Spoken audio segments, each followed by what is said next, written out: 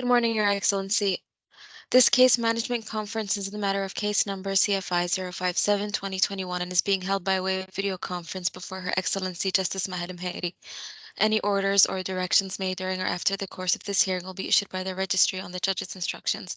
The claimant is represented by BSA Ahmed bin Hazim and Associates LLP.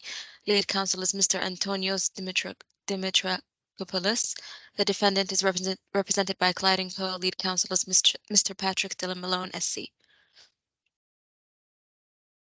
Sir Antonios, you may proceed. Thank you, Your Honor. We have had some developments this morning, but let me take matters from a couple of steps earlier than that, if I may. So today's CMC was initially intended for directions on the next steps in this case leading up to trial. However, there were two developments that took place whilst preparing for today's CMC.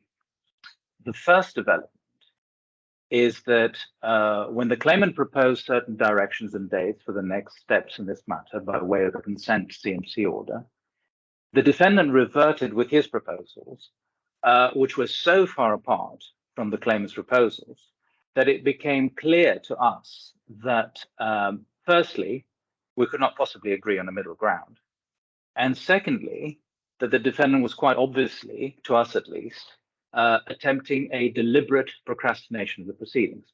By way of example, our suggestions led up to a trial on the 12th of December 2023, and the defendant's proposals led up to a trial on the 5th of September 2024. You will find this, Your Honor, on page 338 of the bundle if Your Honor is interested. It is set out in green and red color coding what the culmination of a normal CMC order would have been like. So we were miles apart. This is all in relation to a simple case of a default under an indemnity agreement. Now, even if we take into account that some of the dates for the first few steps that we proposed were in July, and of course they've now passed, the fact remains that there's still a difference of over 7 months at least between the two parties' preferences for a trial date. Now that's the first development. The second development that took place is the defendant's Part 19 application containing some 39 requests for information, and Your Honor will find this on page 339 of the bundle, and the 39 requests Your Honor will find on page 295 of the bundle, if Your Honor is interested to have a look. That too, as a development, appeared to us as a redundant and dilatory attempt because none of the requests made were, in our opinion, directly relevant to the main claim, which is simply that, as far as we are concerned, the defendant defaulted under an indemnity agreement. So, having been confronted with these two developments, we decided to do two things. Firstly, to deal promptly with the defendant's Part 19 application and submit our reply to this. That's contained in my fourth witness statement and its exhibit, and Your Honor will find this on page 514, which is very detailed, and as far as we are concerned, dispenses with this aspect of the proceedings because we have simply nothing else to offer by way of information that is relevant to our case. And we have done so ahead of the 30th of August date to do this, which was proposed by the defendant in his Part 19 application at the bottom of page 512 of the bundle.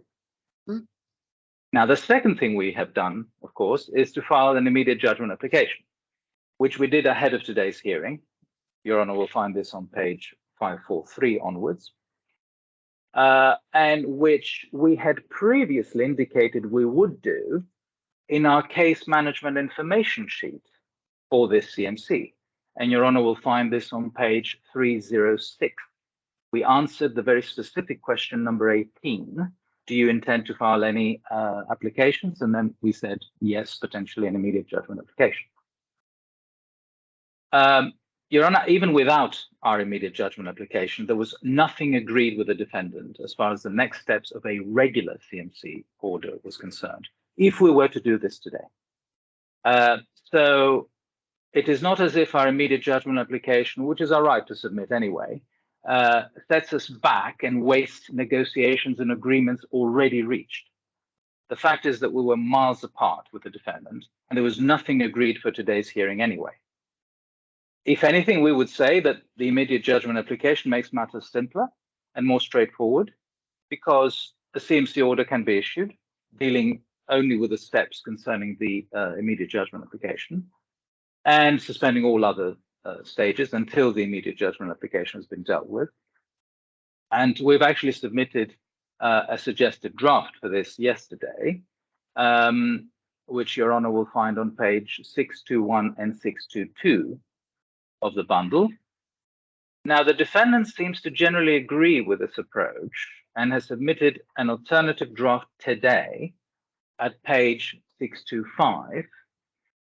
The only difference is that it seems to be on the basis that our immediate judgment application is a heavy application. So the dates for reply and reply to reply have been extended. We consider the matters are very straightforward, but we will, of course, be guided by the directions of the court in this respect. We're also agreeable to a hearing from 10th of October, which is what the defendant proposed today. However, the defendant's suggestion that that's in its draft CMC order of today, that we pay the costs incidental to the CMC is nonsensical in our opinion, because firstly, this is a CMC. There's normally no costs order.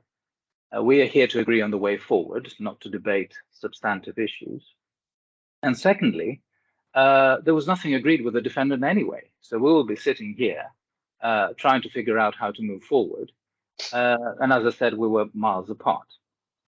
As a final comment, and I have nothing more to say, unless Your Honor has any specific queries, I just wish to state the obvious, which is that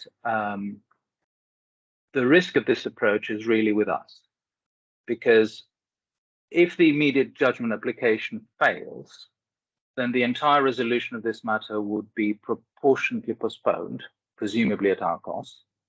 But if it succeeds, it would have saved the court substantial time, which would serve the purpose of the overriding objective. And I would also note that even if our immediate judgment application were to fail, this should still not result in a delay that would see us having a trial date as late as September 2024, which is what the defendant seems to want. So unless Your Honor has any matters for me to address, I think that summarizes our position today. Mr. Antonius, I didn't hear the last part. The last part related to the fact that it was just a point that related to the fact that even if our immediate judgment application were to fail and we were going back into a full trial, yes, this shouldn't take us all the way to September 2024, which is what the defendant proposed as a trial date, if we didn't have an immediate judgment application. So even with the immediate judgment application, I think we should be heading towards a trial earlier than that, even if the immediate judgment application fails. Of course, because we do have deadlines in relation to how to manage a case, and September is far along. And if the parties cannot reach an agreement, then the court has to set dates. We always encourage the parties to bear in mind the case management plan that is sent when they file their case. But in the situation that they do not agree, then the court steps in to set dates. But now, as you proposed, I will hear the defendant's position in relation to the immediate application. Mr. Dillon. Thank you very much, Your Honor. The explanation from my learned friend as to why the decision was taken now to file the Part 24 application for immediate judgment doesn't, in my respectful submission, take away from the fact that it is out of the ordinary and automatic consequences to file an immediate judgment application on the eve of a CMC, which is directed towards the progress of a full Part 7 trial, which was the case up until then. And we were preparing for it. And the notion that there was a justification for doing so without any consultation or advance warning to us or the court, because the parties were, in the words of Mr. Populous, so far, it does not justify the manner in which the ordinary, or doesn't evade the ordinary costs of making this CMC today a totally different CMC, and for setting up not only the efforts that have been made on both sides, and our side in particular, to assisting the court in directing the case from here. We absolutely reject, naturally, the suggestion that we have been deliberately procrastinating.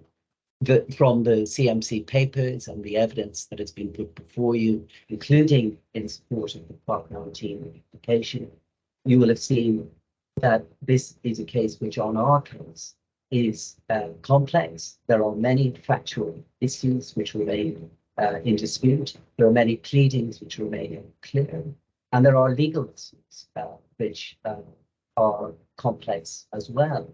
And in all of those circumstances, plus the number of witnesses that we have on our side, potential witnesses which have been indicated in this case management and in the present case management papers, is the reason why a substantial intervals of time are necessary for the disclosure stage, for the evidence stage, and for the planning. Then we have the interview summary. So we respectfully urge the court to recognise that in good faith, our client has put forward proposals for intervals of time to allow for this case to be fairly tried, and we strongly refute the suggestion that there is a tactical delay or any unfairness in our approach to how this case should be managed. As I say, it is, in my respectful submission, at the very least, the natural and ordinary consequence in circumstances like this, that the court should realize that costs 10 away a day and CMC.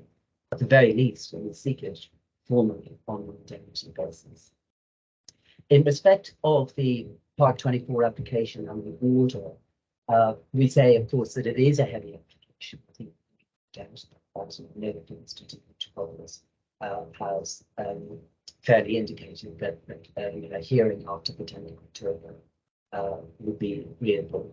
We don't seek anything more than the heavy application. But what we do ask the court to recognise that there are significant factual likely to be traversed in the evidence in answer potential evidence in the primary side. So then the hearing suggested should be 14 days from the submission of the evidence to allow time for preparation of application bundles. So 2357, skeleton arguments of the chronologies, etc., in accordance with Rule 2363. In relation to how this application has come before the court today, I do draw the court's attention to Rule 2632 and Rule 26.1. But I don't press it very hard, but I do say it is in support of my application for costs, that undoubtedly the presentation of the application on the need seeking an entirely different order did not comply with Rule 26.32 or 26.4, 7-day interval time. I say that just in support of my application. On the question of our response to the Part 19, or the response that had been now made to our rolled up Part 19 application. Just for the record, Judge, you may not have dealt with this case before, I think it was your brother, Judge Nelson, involved with your, but it is the case that we made two requests for specific disclosure. The first one was for a copy of the settlement agreement entered into the first appointment, and subsequent to that, for documents referred to in that once we entered the settlement. So we've been criticised for making two applications, but of course we couldn't have made the second application until we'd seen the settlement agreement. And similarly, in relation to the Part 19 request for information, we made an initial one which contained 36 requests arising from the amended particular claim, and then another in relation to the statement of reply, which contained just three requests. Now, the first was rejected wholesale and in our respective submission plainly inadequate and incorrectly by the claimant for reasons which we went for good reasons, reasonable reasons, in accordance with fairness. We then made a rolled up down the claim to no duty to address it. We've now received the evidence to that public hearing.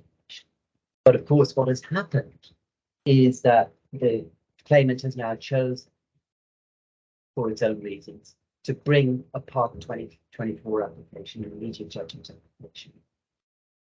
Now, on the basis of the pleadings that are extant, and therefore the Part 24 application, what's reflected in the draft period, is the one which must now proceed. It is not the case, as suggested by Mr. Dimitriopoulos, that the evidence in answer puts it just, I think he said, using the word, disposes of the parliament. Of course, that application is still on foot. It can't be disposed of unless we accept everything and withdraw the application, which we know instructions to do, and it will potentially, in due course, need to be adjudicated.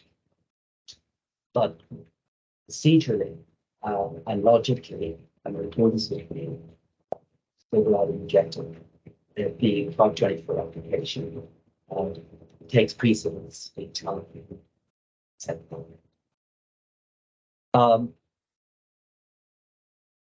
In our respective submission, I won't go into the detail. In our respective submission, we did allow our questions and the times and interviews allowed the defendant to answer our questions, which all reasonable delays do arise from were reasonable in themselves. And the suggestion that they have been rushed, that we have acted unfairly, again, we reject it.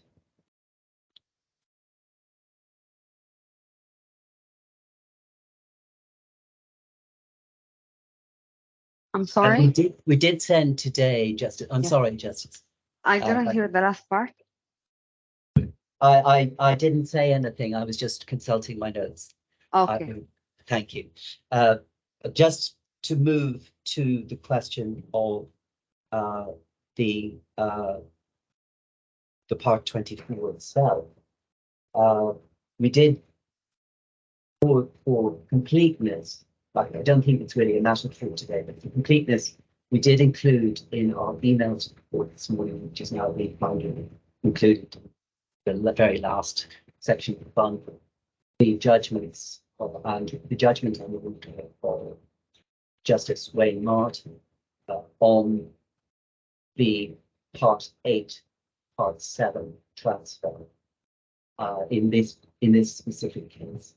And we do draw attention to paragraph 4 of the judgment dated 28th of July 2021, in which Justice Martin indicated that as follows, and I'll quote the paragraph 4 of that in total. I'm sorry, I don't have the page number. That's he's in amongst the very last pages of the volume. I've then noticed this to me. Proceedings were commenced using the procedure under RDC Part 8. That procedure is only available where a claimant seeks the court's decision on a question which is unlikely to involve a substantial dispute of fact. The amount of the claims against each defendant. Mr. Dillon, I'm sorry. There's something wrong with your headpiece. Or maybe you could put it next to your mouth because the line is cutting. I'm sorry. I'll try and stay still. It may be Yeah. the wire. Yes, yes. Thank you very much. I'm very sorry about that. I'll start again. Okay. Proceedings were commenced using the procedure under RDC Part 8. That procedure is only available where a claimant seeks the court's decision on a question which is unlikely to involve a substantial dispute of fact. The amount of the claims against each defendant and the complexity of the matters particularized in the particulars of claim suggest on their face that the claimant is using the procedure illegally. I will direct the parties on 14 days from the date of publication of these reasons to provide any submissions on the issue on whether I should exercise the power conferred to see if forward to order that the claimant continue, as if the claimant had not used the procedure, and if so, what directions would be appropriate. Now, that is what occurred in this case. The claimant's case remains equally complex. Response and defence of the defendant, pleadings and reply, and the issues which have been identified in our case management information sheet, or the sub-issues, indicate that really matters cannot really change. As Mr. Dimitropoulos has said, the risk is on his client in deciding this course, but it does seem that the prospects of obtaining immediate judgment against our client on the basis of the pleadings is one that the court has foreshadowed already in its ruling on the question of whether this was an appropriate measure to observe. And I draw that to the court's attention because it's relevant also to the overall question of delay in this case, and why there has been delay.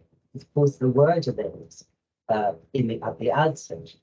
When the suggestion that we have been guilty for all delays doesn't sit well when one looks at the fact that the claimant was brought this claim under Part A, it's clearly inappropriate to do so. There was a 5-month delay before it was transferred to Part 7. The filing fee in respect of Part 7 was then paid after a further 3-month delay. Then there was an amendment application, which resulted in an amendment, a contested amendment process, which led to a 14-month delay. And then there was a further 2-month delay in the claimant not serving this amendment until May 2023. And now we have responses to our reasonable requests for information, which at first were blanket in our submission, unwarranted, clearly inadequate. That we now have a much more detailed statement, just written statement delivered yesterday in the Parliament team. But as I say, if the case proceeds following any failure of the Part 2 judgment, that Part 19 should be adjudication. The answer is given combative, implicate, unnecessarily combative, imply that we are acting without faith. They're not actually engaging with the proper process of cooperation in accordance with the overriding objective that the Part 19 procedure targets. So now we have the Part 12, which is, as Mr. Dimitropoulos says, another delay. So in all the circumstances, that is, in our submission, the appropriate background to weigh in the balance. But we accept that there have been actions in our part as a defendant to be entitled including our applications under the rules adjudicated by the court. We reject the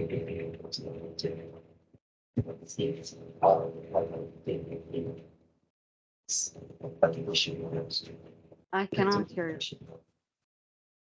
I cannot hear the last part, what you said.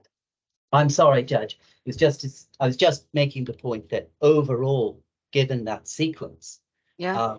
The suggestion that we are deliberately procrastinating, that we have in some way sought to delay this case unfairly is not correct. We ask the court to bear that in mind. But I think there is substantial agreement between the parties on what happens right now. But in all the circumstances, we do strongly submit that we are entitled to the cost of the day. You're referring to cost of the CMC today or costs? Today, Okay. and preparing for it. It's at paragraph 6 of our draft order on page 6225 to 626. What we requested, if I could ask the court please to have a look at our draft order on page 625 of the document. 625. Yeah. And the differences here are, as has been said, our recitals are shorter because we've referred to the case management fund rather than set out the full history of the recitals. But coming to the timetable, we are suggesting 12th of September for our evidence and answer to the part 24, paragraph 1. The 26th of September for claims, evidence and reply, if any, and then after the 10th of October, as I've indicated and repeated, that is exactly heavy application into rules as selection of rules. And then at paragraph 6 of the page, the other 4 and 5 are procedurally incidental. That the claimant is to pay the second attendance costs of an incidental